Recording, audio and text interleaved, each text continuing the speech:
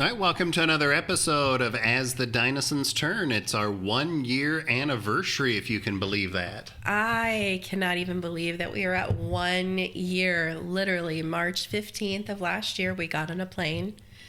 March 16th, we got here. And by the end of the day in Portugal, we were here. It was dark. It was rainy.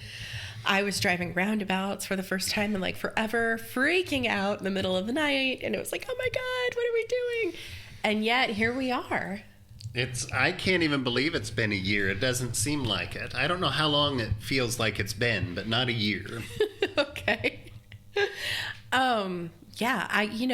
We've learned so much, not only about Portugal and our town and ourselves, but also about our kids. This has been, quite the adventure just in general. So definitely a closer family. You learn a lot about each other when you live in like 300 square feet. And I'm sure the boys appreciate not having to share a bed anymore, but they still share a room. I love hearing their conversations and the things they talk about. Like, it's just hysterically funny. Jack will randomly put out some type of sports information, and Tyler will add some video game thing to it. And then they have like these very serious political conversations. They're watching what's happening in the States, and I am horrified. But that's also like, we're not, we live in a place where there are changing political elements here as well. So I don't know, like, what are some of the things that you feel like you've learned over this year? Well, you're putting me on the spot here. I am. But I think that, when we moved, I don't think we really knew what we were getting into, Nope. Which I think was a good thing for us. We talked about in our last episode about burnout, and I think that part of conquering the burnout was getting in a different space where you don't know what the next move is going to be. And in a culture where it's like, well, you have 5 things on your to-do list, but you're only going to get one of them done today. And that's okay. I have to say, when I get 2 or 3 things done in a day, I feel like I have won the lottery. It's like, wow, look at me. That's like Olympic adulting right there. Mm-hmm. Like gold medal, definitely.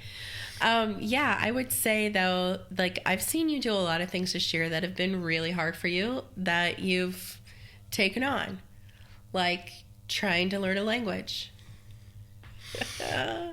Not been easy? It's definitely not been easy, no. Yeah. I think we said that on our list of 5 things we wish we knew when we moved here, that I think not being naive about the language or being careful where you move, depending on your language skills. If you don't have language skills, thank goodness for you to be able to help with some of the big things. It's one thing to not really know what you're doing and go to the grocery store. You could probably figure it out. But to go to the doctor's office, the first time we went to the doctor's office, it was very strange. Like, you take a ticket and then you get called up to the desk whenever your ticket number gets called, and then you sit in this gigantic waiting room and they call you over the intercom, which is fine, but that intercom that first time was like, and then like all these people, they would just get up and walk back like they knew what was going on, and I'm sitting there like, the only good thing is that, Dinosaur is not a Portuguese name. I was going to say, so it's not like your name would be difficulty. Remember what time we were sitting in the doctor's office, that this was not that first time, but it was later, and it's like, Joao Gonzalez. And then the next person would be Joao Gonzalez. It's like, how many Joao Gonzalez's are there? Joao Maria Gonçalves. Joao Gonzalez. Yeah. Maria Jose. I have to say that. But, okay. So, but imagine sitting in a waiting room. So that other time where everybody was named Joao Gonzalez, that was a nurse actually coming out and calling for people, and you could understand that. It wasn't... But when my name was called, It was Jason Denison. Actually, my name is Jason Thomas. And they didn't call me Jason, they called me Thomas. Okay. But anyway, I knew that was me getting called back. But that was, I guess, things like that would be very, very, I think it would be impossible if you didn't speak the language or have any skills in the language. If you didn't live someplace that had a lot of English speakers. I think that's the other key. We live in a place that does not have a lot of English speakers. Right. The doctors do speak English when you get back there, so you don't have to worry about that. But I think that's been a definite growth in this area, and we've seen some changes over the year, even since we've been here. People don't have kids the same age. There's some littles, like littles, that go to the elementary school. So, there are a couple of people in town.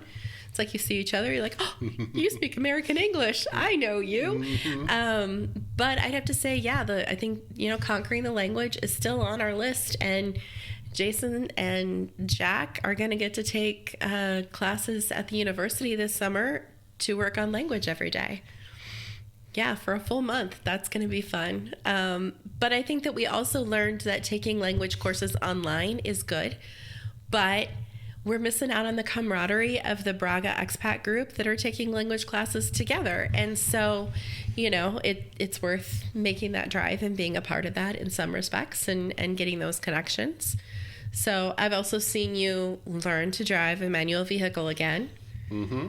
Right? And today you're going to go pick up a kid from school. That's definitely outside of comfort zone because it's chaos, but he's done it a couple of times, and so it's par for the course. Working it out, Yeah. But those are definite growth and conversations, and you understand a lot more than you did before. That's a good thing.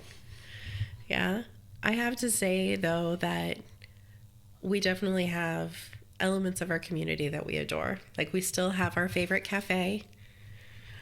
We love a señora who works there. She's wonderful, and she calls him the professor, which is funny because she knows I was a teacher, but she's like, oh, now the teacher needs to be the teacher. The student becomes the teacher, and so she calls him o professor, which is hysterically funny.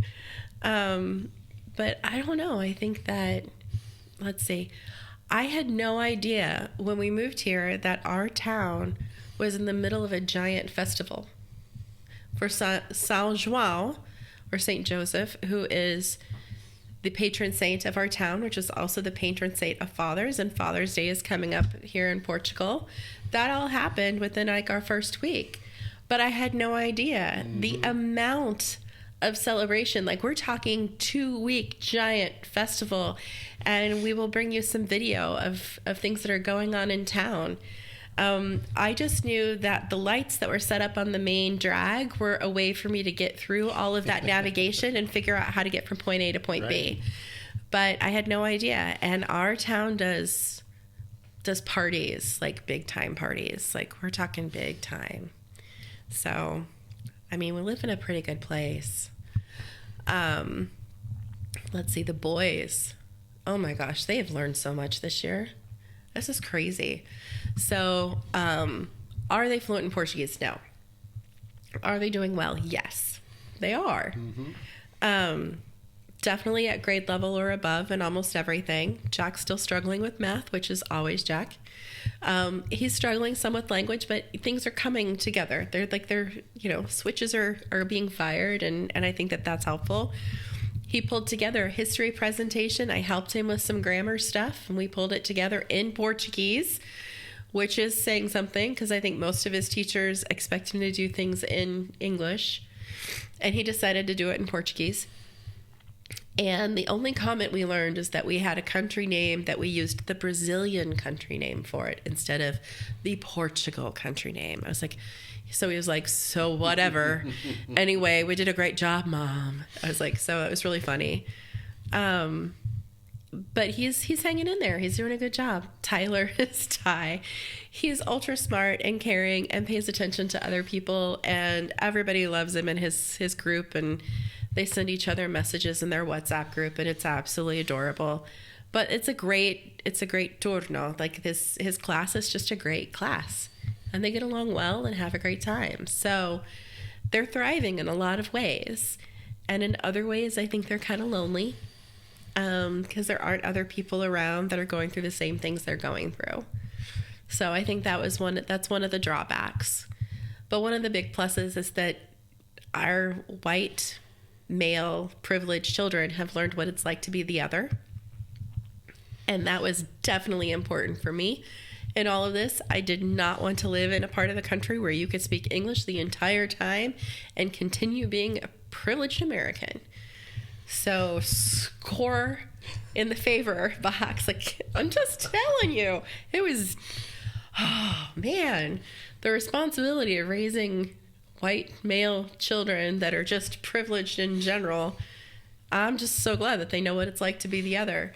And they're observing additional things and kind of sticking up for other people too in different ways that I don't think they would have before. So that's a good thing.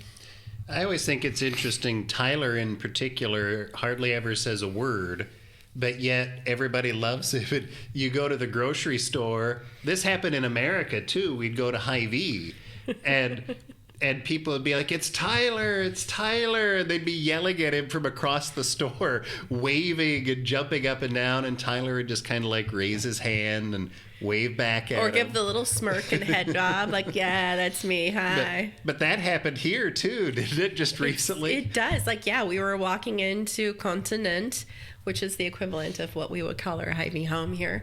So we were walking into Continent, and one of his classmates is named Caillou. Yes, that is, his name is Caillou. Not spelled like the annoying cartoon, the cartoon character Caillou. I don't know how it's spelled anyway, but yeah, so... Caiu, I think is how it's pronounced. I don't know. Anyway, but Caillou was so excited to see him that he stood out there and he was like, hey, Tyler, hi, how are you? And he was trying really hard because he's actually a native French speaker who's learning Portuguese. His parents are Portuguese, grandparents are Portuguese and speak Portuguese. His parents speak some Portuguese still. But I love the fact that Caillou just had to stop him. We hadn't even been 2 steps in the door. Caillou had to meet me, and we had to meet his parents. It's like, this is Tyler. I was like, okay. So infamous at the very least, if not famous. So it's really adorable. Well, when we first moved here, the kids weren't even going to go to school right away. They were supposed to finish out in U.S. online school.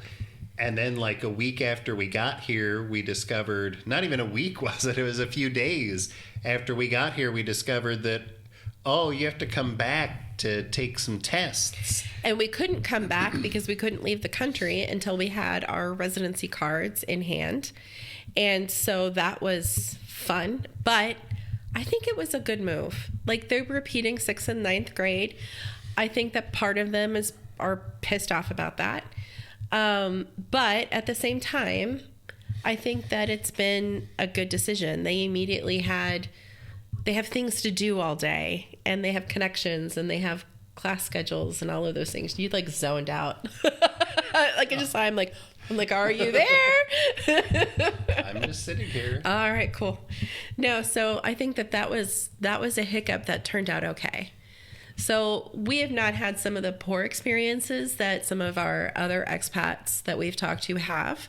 The school really tries hard and has really tried to meet them where they are and does quite a bit for the kids and made sure that they were tested and that they could argue for the resources to make sure that they could actually give them lingua no materna support. And I think that was really good. That is not the case in a lot of different places, and including some of the places we had thought about living, like Porto. That has not been in the experience of many people that we've talked to from there that are now moving north to Braga. So that's been interesting.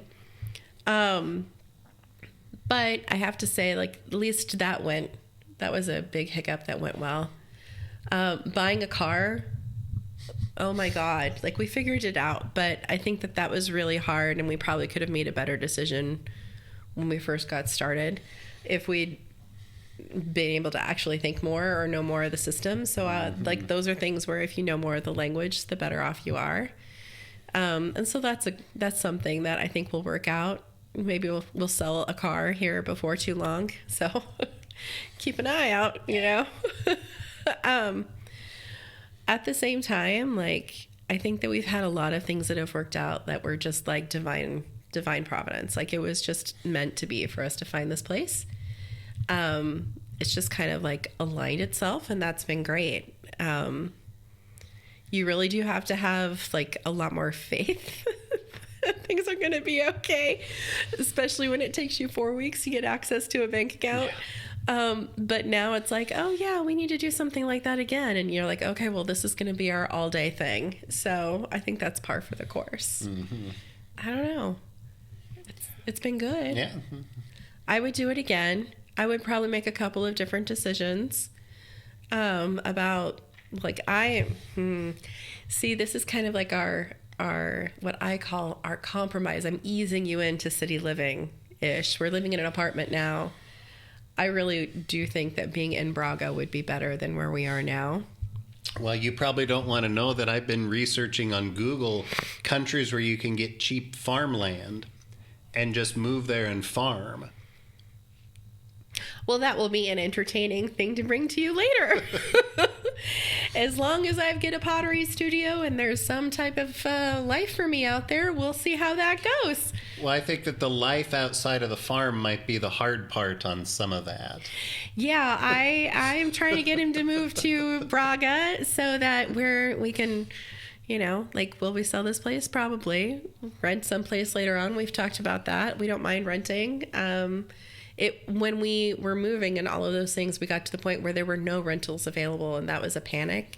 So it definitely, if you're going to move, there is a time of year for rentals that you need to know about, that you really have to be looking at rentals in summer.